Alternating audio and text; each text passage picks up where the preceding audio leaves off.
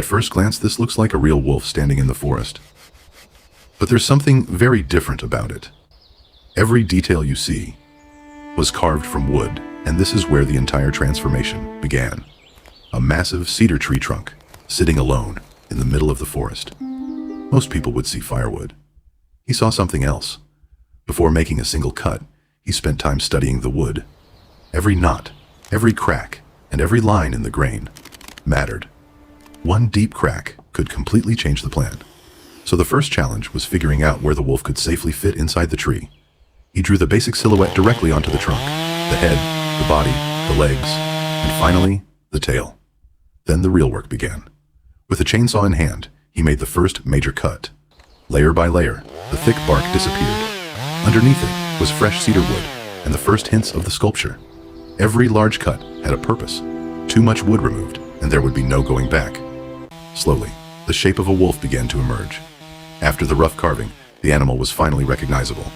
But this was only the beginning. The hardest part was still ahead. The head would determine the entire personality of the sculpture. So he switched from large cuts to much more controlled carving. The muzzle began to take shape. The jaw, the cheeks, and the long shape of the wolf's face. Then came the smallest details. The nose had to be shaped carefully, one tiny cut at a time. But the eyes were different. They had to look natural without losing the character of the wood. And then for the first time, the wolf seemed to look back. With both ears shaped, the face finally started to feel alive. Now it was time to work on the body. The shoulders and chest needed to feel powerful, but still natural. Every curve followed the anatomy of a real wolf.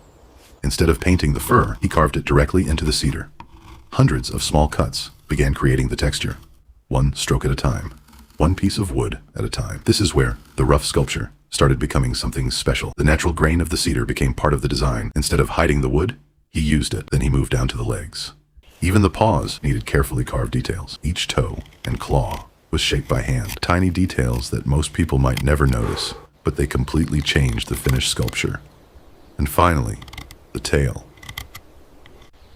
At this point, the rough tree trunk was almost unrecognizable. What started as a massive piece of cedar was becoming a wolf.